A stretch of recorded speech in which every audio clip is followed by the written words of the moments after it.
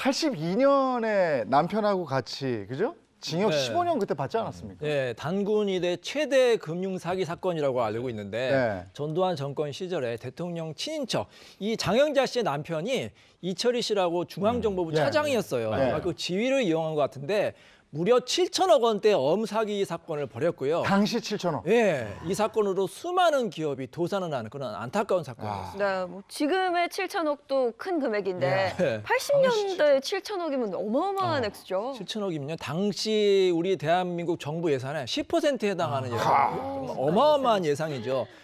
상상을 초월한 그 사기 금액으로 정말 대한민국 사회가 뒤흔들어지는 그런 엄청난 사건이에요. 예. 이거는 뭐 예. 그런데 문제가 뭐냐 하면 지금으로 환산하면 한 50조 된다고 봐야 됩니다. 50조나 돼요? 네, 왜냐하면 정부 예산의 10%가 50조예요. 그렇구나. 500조가 넘으니까. 네. 자, 그런데 문제는 최근에 2018년에 또 사기로 이게 지금 구속 수감돼서 재판을 네. 받았거든요. 네. 그런데 이 징역 4년이 다시 나와서 음. 여전히 옥살이를 해야 한다는 게 놀라운 뉴스입니다. 아니, 제가 예전에 구치소 교화 강연 막 다니거든요. 네. 근데 그때 이분이 거기 계셨는데 예. 4번이나 사기로 징역살이라고 또 이번에 4년을 한다. 이게 맞아요. 그럼 역사가 꽤 긴 거잖아요. 어. 그러니까 처음 이제 사건은 1982년에 일어났잖아요. 그때 이제 엄사기 사건으로 징역 15년을 선고받았어요. 네.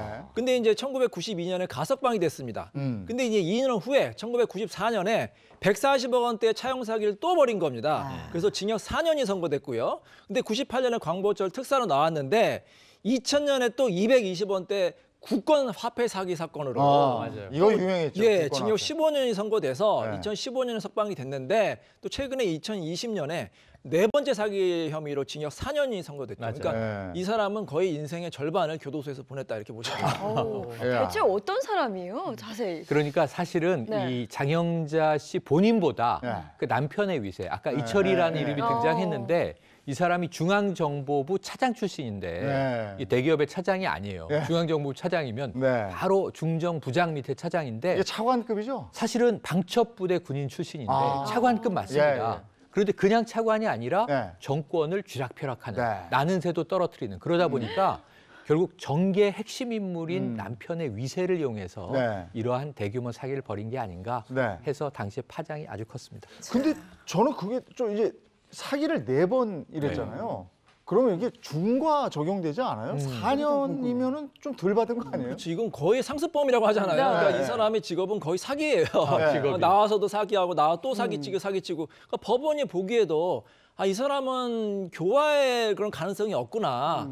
근데 아마 제 생각에는 4년을 선고받은 건 원래는 더 높게 선고받아야 되는데 고령인 점. 고령이고 이제 만약에 4년 후면 거의 80대가 되거든요. 네. 80대에 나와서 설마 또 사기칠까? 네. 법원이 그래서 마지막으로 좀 기회를 준 것 같은데 만약에 출소가 됐는데 또 사기쳤다. 그때는 정말로 이제 중형을 피할 수는 없죠. 이게 한국하고 외국이 좀 차이가 있는 것 같아요. 저는 이제 가끔 법 얘기 들으면 우리가 마지막으로 호소하는 게 법인데 가끔 이 법이 사람을 당황시킬 때가 있어요.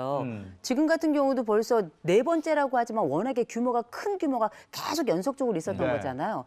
그러니까 이제 이게 국민 정서에 과연 맞는 것인가. 외국 같은 경우에는 보통 고령인과하고 상관없이 뭐 어떨 때는 막 900년 이렇게 그래서 그런 게 있더라고요. 판단하기도 900년. 하잖아요. 그런 부분들이 참 정서가 서로 이렇게 많이 다른가 싶어요. 네.